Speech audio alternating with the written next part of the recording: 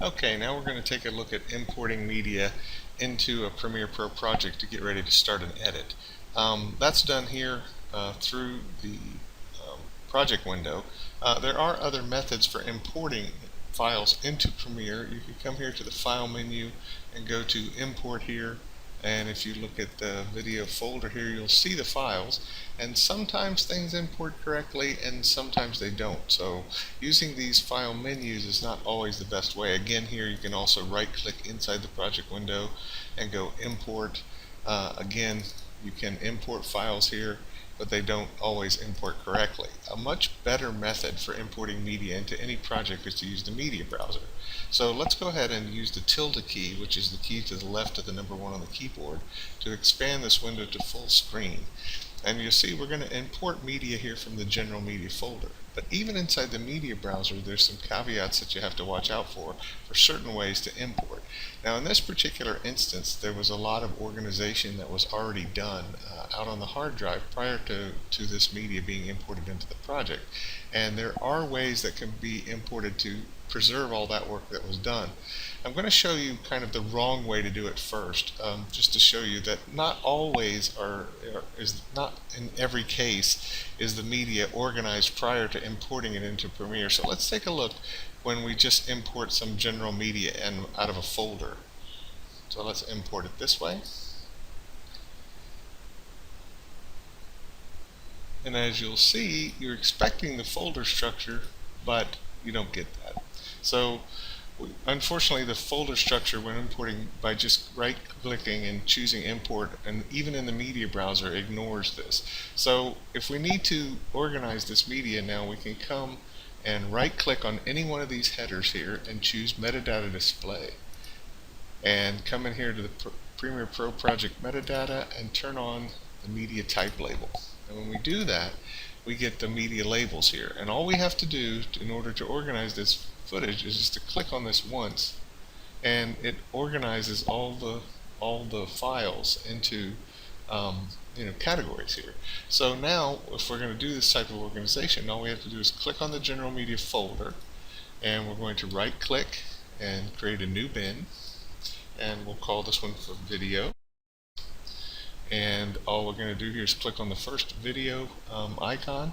Now let's look at these different icons that we have. We have the icon here that shows a video, almost like a film strip, and then a very small waveform audio. This indicates that there's both video and audio with this file, and that's called a movie. We can scroll down here a little bit farther, and we'll find another one here that has just a film strip with no audio waveform showing. This is a video only clip, and it's indicated by video.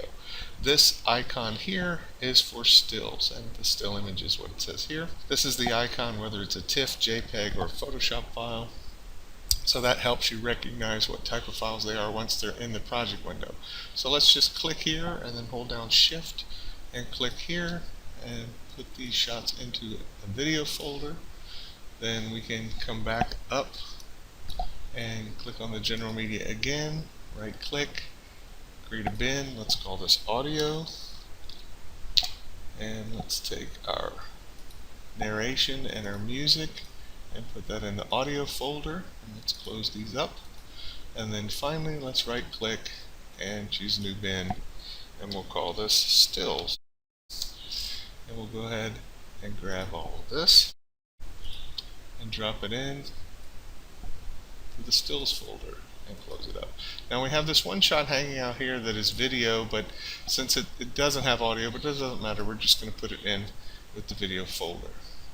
Okay, so now we've done all our organizing here, and if we go back over to the media browser, we can see there's other ways to import this. If we go ahead, now we did all this manually, but it's not necessary that we do it that way. So let me just delete this. Now remember, we're not deleting the media itself, we're just deleting the clips or the pointers to the media.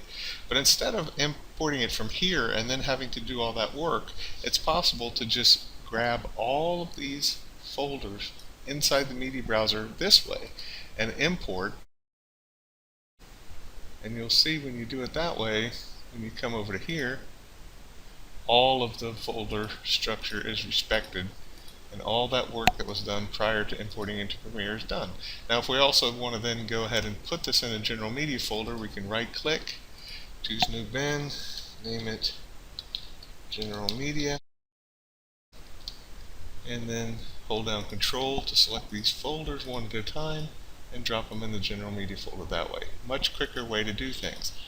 So again, using the media browser is a much faster and better way to import media into the project, and then also recognizing that these different icons for the different media will help you organize your media as you're working with it in the project window.